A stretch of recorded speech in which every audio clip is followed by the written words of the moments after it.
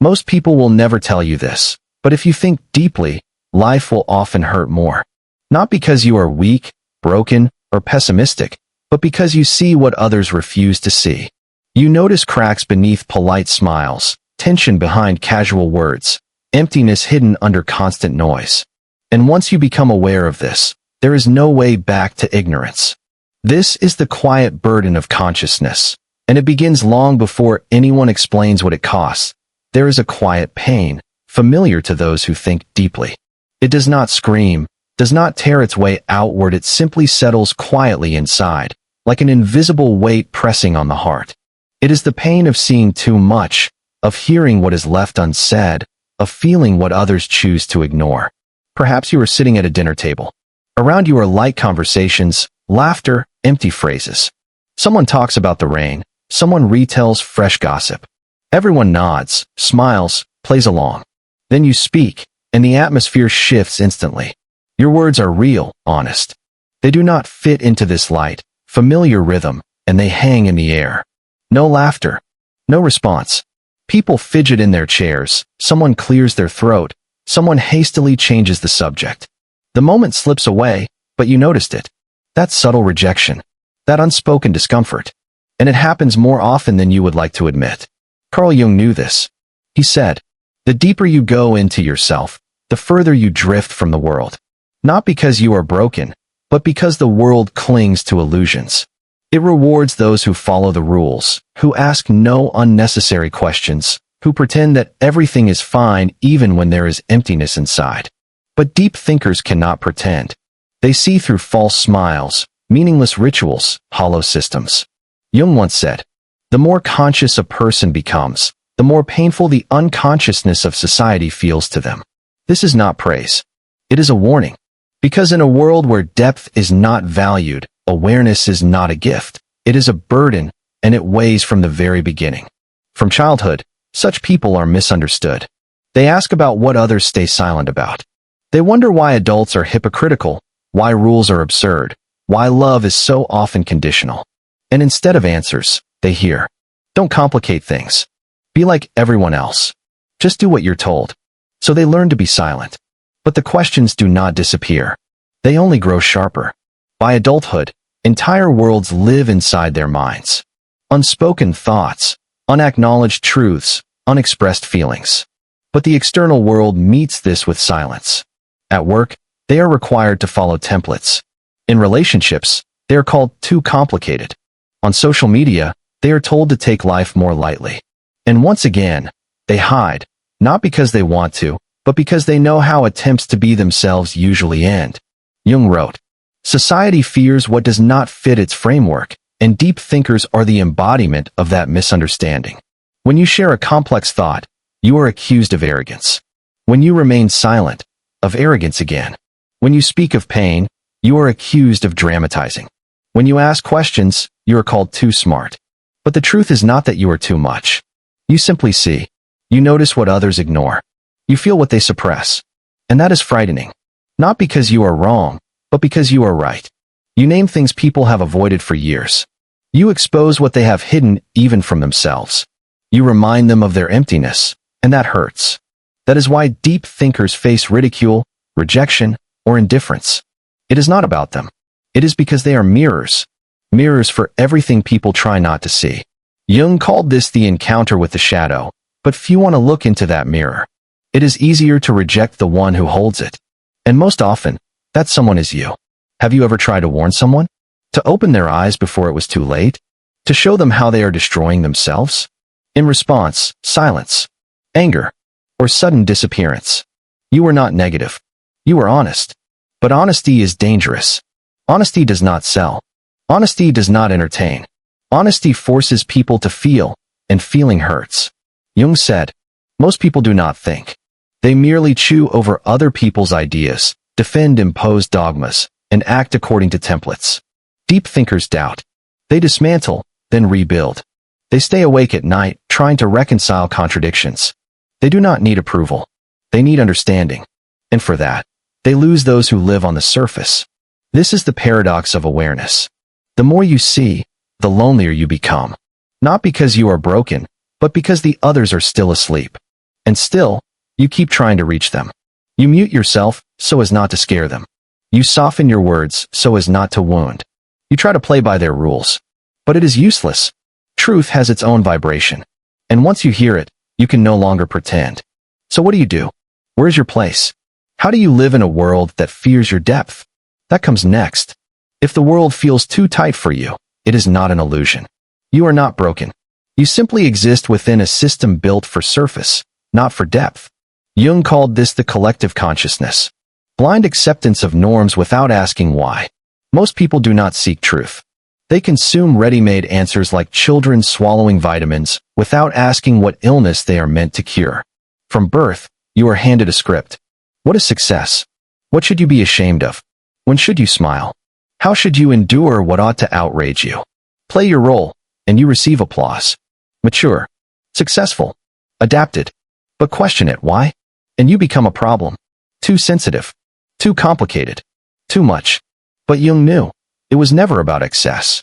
You simply woke up in a world that prefers sleep. Remember school, the first training ground of conformity. Were your questions encouraged there? Was the ability to feel the non-obvious valued? Or was obedience rewarded? Memorize, good job. Sit quietly, well done. Rows of desks. The teacher's voice. This is correct because I said so. Not truth, authority. The world does not want you to think. It wants you to obey. Obedient people are profitable, predictable, convenient. They do not question the system. Jung saw the root. A culture that kills self-analysis is built on fear. Fear of truth. Fear of freedom.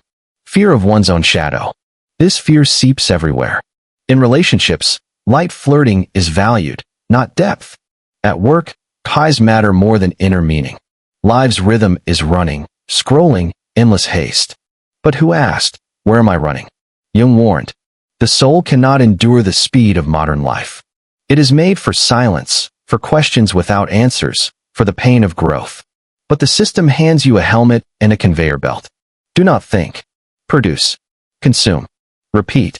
What it needs is not your soul, but your output. And yet the soul needs space. Not just physical space, inner space, where you can breathe fully. Silence that does not oppress, but frees. Rest where thoughts take shape without haste. Shadow that shelters from the blinding light of superficiality. Deep thinkers do not merely seek these islands of calm. They create them, against all odds. And the moment such a space appears, others grow uneasy. Why? Because they were taught to fear silence, as if something dangerous lurks within it. They fill every pause with empty words just to avoid being alone with themselves. They think silence is emptiness, when in truth, it is full of meaning. When a deep thinker enters a room, they bring not just presence, but conscious presence. A silence that is not dead, but alive. A gaze that does not skim the surface, but penetrates to the essence. And people feel it. They feel seen. Not noticed, recognized. And for those who have hidden their true thoughts and feelings for years, such recognition feels like a threat. That is why they push the deep thinker away, not out of cruelty, but because he becomes a mirror reflecting everything they tried so hard to hide. That is why such people are called loners or eccentrics. Not because they are antisocial or strange, but because they exist on a different frequency, one most never even attempt to tune into. Jung once said, loneliness does not come from having no people around, but from being unable to speak about what truly matters to you.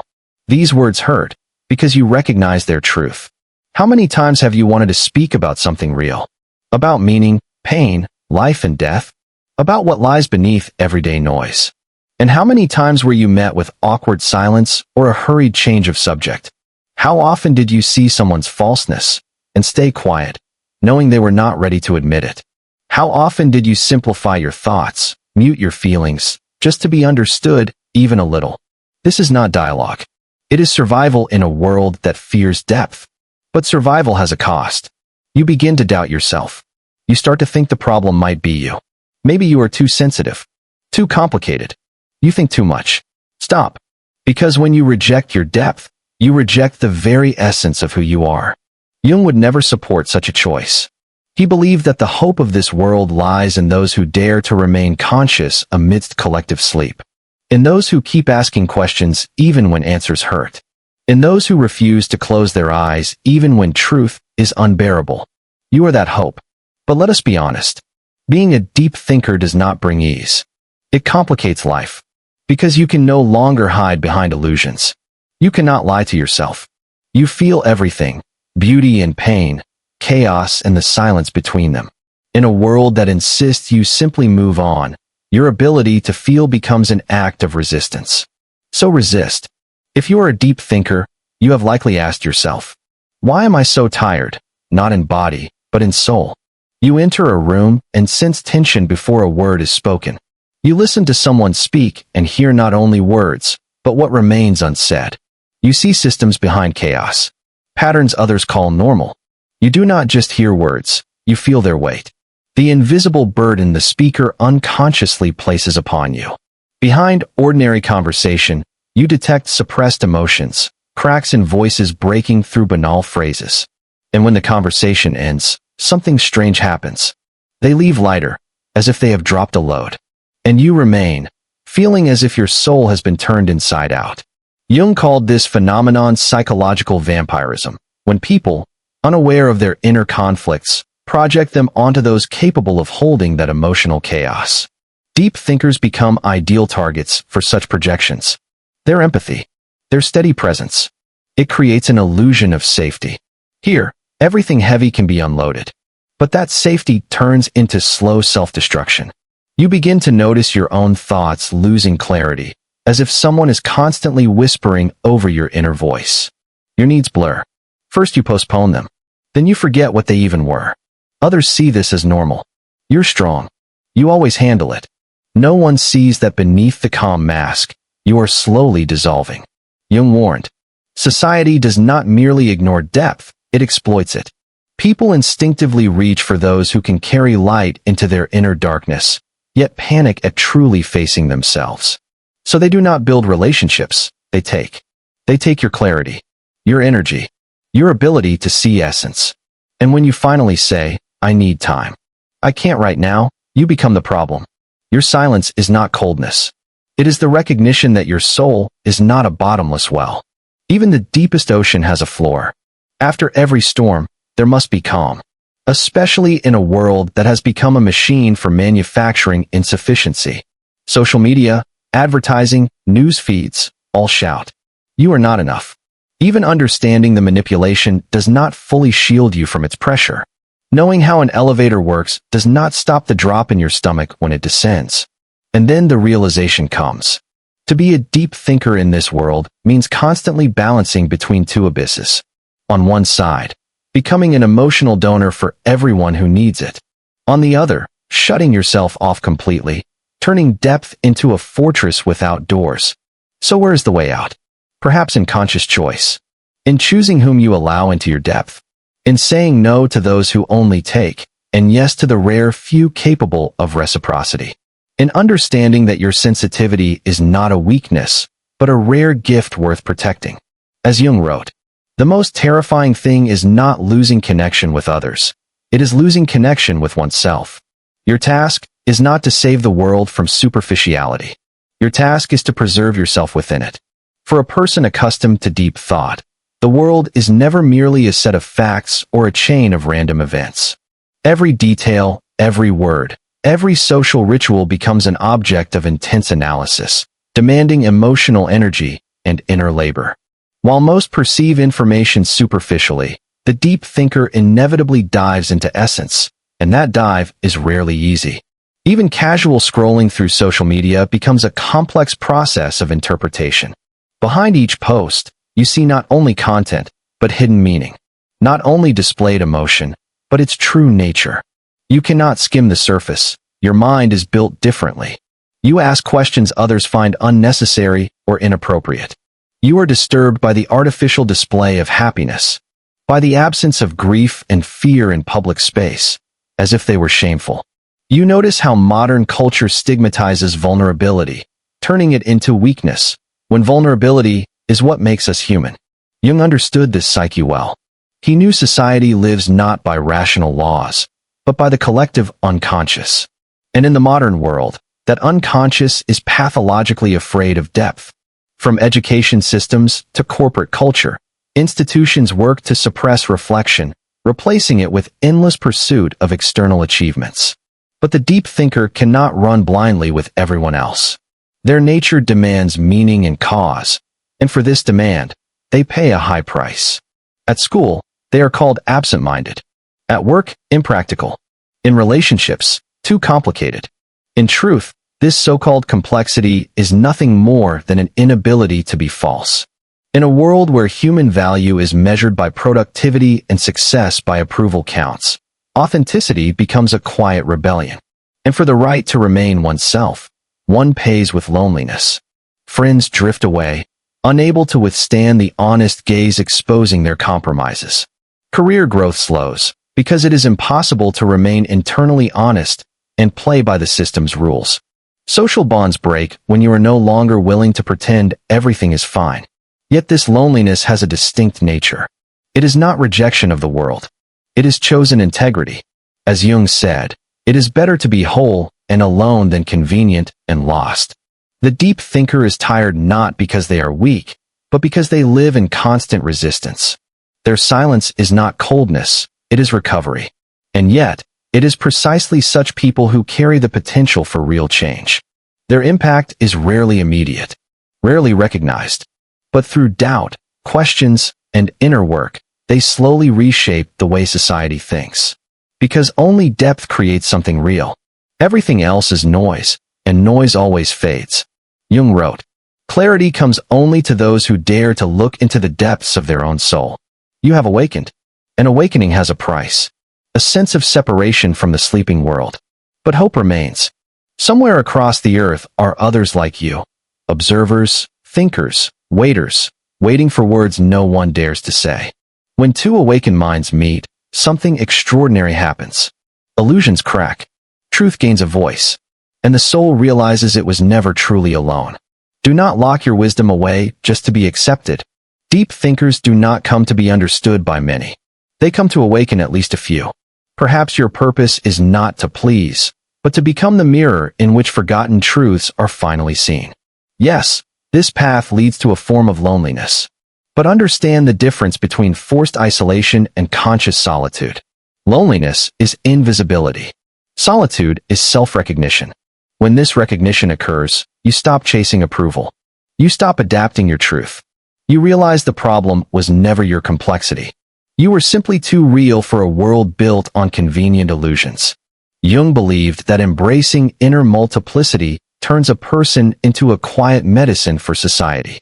Not loud, not demonstrative, but present. Sometimes, being yourself without apology is already a revolution. And over time, those who crave real meaning will find you. But only if you stop hiding who you truly are. Let the world misunderstand. Label you. Your task is to smile gently and keep going deeper. Because the world desperately needs your authenticity. Not filtered, not softened, but whole.